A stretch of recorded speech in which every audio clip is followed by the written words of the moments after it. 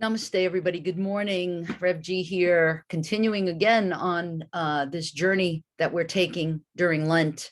And I can't believe that we're almost done. It's really quite remarkable that we're almost finished with Lent. Pardon me. I muted myself so that you couldn't hear my coughing. I'm fine. I just had a little piece of dust. But I wanted to talk about my teacher, our teacher, Sister Chris and I, Dr. Vasanti Puranik, who passed away yesterday. She was our Vedanta teacher, which is Hindu philosophy. The Vedanta is the end portions of the Vedas, which is the Upanishads, and therein lies the beautiful nourishment of the Hindu scriptures. And what Vasanti ji has taught us over the years, because we studied with her for many, many years, and really as a result of her teaching, received an amazing foundation in the Vedanta teachings. And really, to sum up what Vedanta is, as I said, it's the end portions of the Vedas, and those end portions are the Upanishads. But what does it all mean?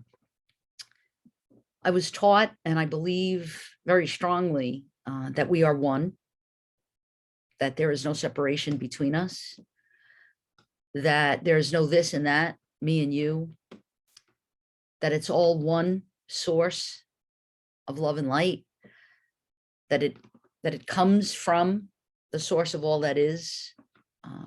And in the Hindu tradition, that name of that source, of that absolute reality, is Brahman. And sometimes gets confused with Brahmin, Brahmin class, and sometimes gets confused with Brahma, who is creator. But all of that aside, keep it simple, real simple. And the simplicity of it is that there's one absolute reality. And then what we see here is known as apparent reality or practical reality, which isn't real. It isn't really real, it's all matter, but it doesn't matter, if that makes any sense.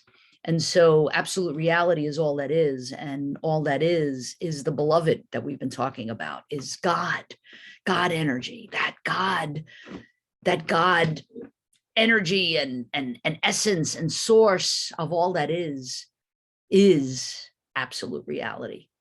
And so if there's no separation, between me and you, this and that, and we really are all coming from that absolute reality place and essence, our soul, in the Hindu tradition is called Atman, Shekhinah in the Jewish tradition, Geo in the Sikh tradition, soul. We're familiar with that. So everything that happens on the cellular level is perfection. And that's really what's meant when they say you were made perfect in God's image and in God's likeness. And that's what really they're talking about. They're talking about that. And so I honor Dr. Vasanti Puranik and her soul, and may her soul and all the souls of all those who are and have departed, may her soul rest in peace as she's entering into the kingdom, this beautiful kingdom. The angels and the saints and the sages rejoice in welcoming her. We pray for her family, because on the physical realm and in the apparent reality and the practical reality, we still suffer. But at the cellular level, there is no suffering.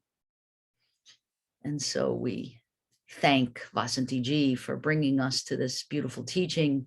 We thank her for bringing us to Swami Jyotirmayananda. And I thank you for being a part of my practice. And so I will see you tomorrow. Namaste.